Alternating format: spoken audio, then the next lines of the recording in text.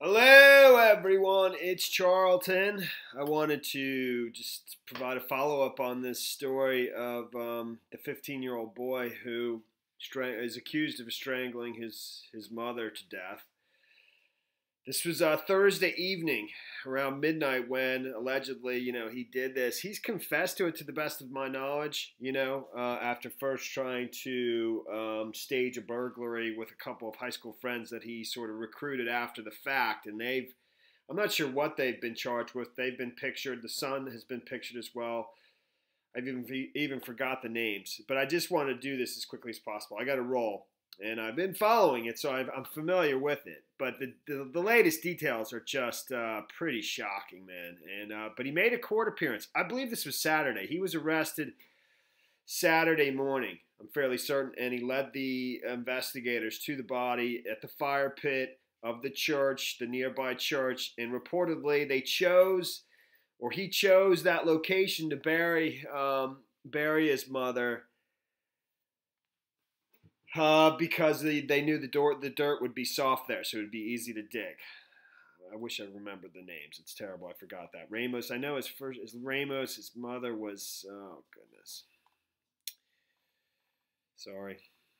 And I'll show you the video of him in court quickly, and what he told two officers supposedly. Ramos spent a half hour strangling his mother, Gail Clevenger. What's his first name? Gregory Ramos. And his father was in court as well. He was asked to stand up. He looked absolutely destroyed, and obviously, and I felt really bad for the guy, obviously. So let me show you the court appearance, and then just tell you what was reported.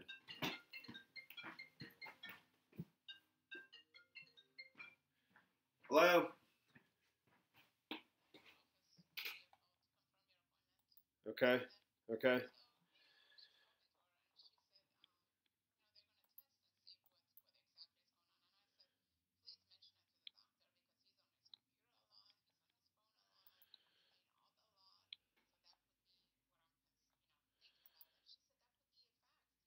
Yeah.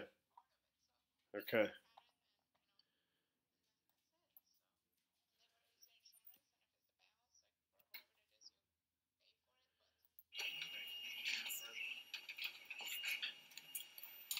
Okay. Okay.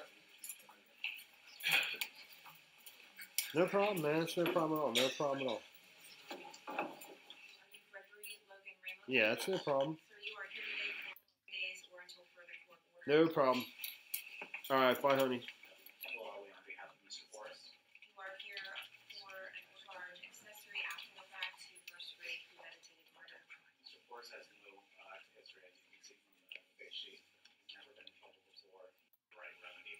He's not charged with killing anyone. He was charged as an accessory after the fact. Parents are present in court. Can you stand up, please? Mr. Porras is charged with a very serious crime. The acts that he did.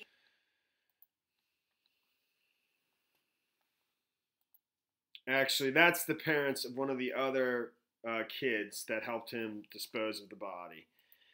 So, but what was told by the kid, Gregory Ramos, two officers, was I just couldn't believe it. And so deputies say Gail Clevenger, 46, was murdered by her son Gregory Ramos, 15, after an argument over his poor grades. Supposedly, she called his father and told him, and that's what really made him mad.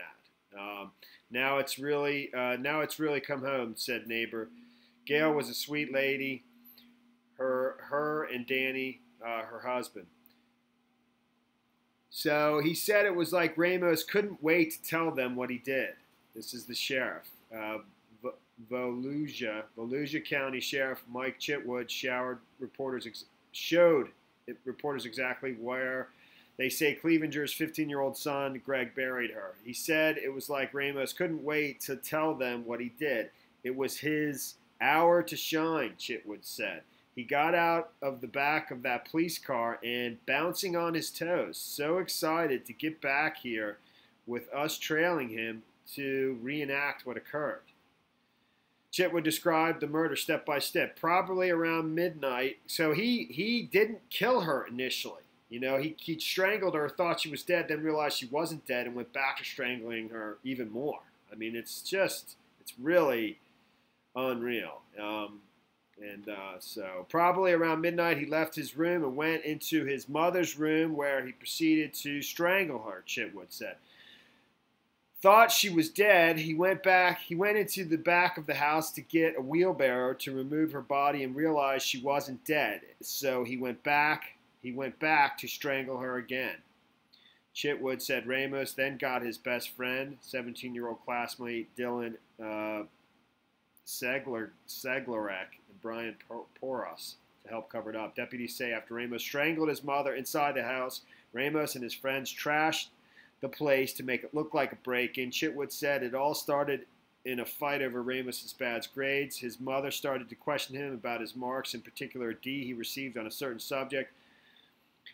He said the teen knew what he was doing. The detectives who interrogated Ramos said the teen knew what he was doing. Very cold, calculated, unemotional. Very proud of what he did. He wanted me to go to the crime scene and admire his work. Chitwood said the evil Ramos did was unique. All of the work I've done, he's probably one of the top 3 sociopaths I've come across. So he reportedly, he went after burying the body. He went to school Friday. So this happened Thursday night, midnight-ish. Went to school and then came home so that he would have an alibi, basically. And then came home and placed a 911 call that, according to here in the Daily Mail, he called it himself an Academy Award-winning 911 call. That's one of the other individuals that helped.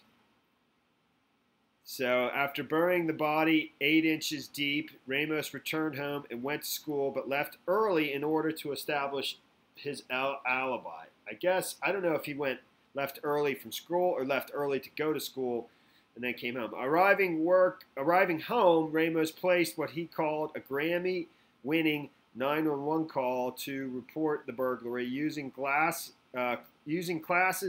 he took in criminal justice at University High to try and give a flavor of truth to his lies. He also reported his mother missing and said there was a van with the engine running sitting in his driveway. But Chitwood said detectives suspected the story from the start and brought Ramos in for questioning. There's the other 2 individuals that helped in the covering it up. And that is the story there. All right, man. Thanks for watching my videos. Please subscribe to my channel. My wife was calling me. That's who it was. And she was telling me, the eye doctor told me I have glaucoma, in which, you can go blind from that. And but I don't have any of the other symptoms. And so I'm going to be tested for that. But, I don't know if it's just because we're looking at the screen and just lack of sleep and stuff like that. I don't have any of the other, but so that's what she was telling me about.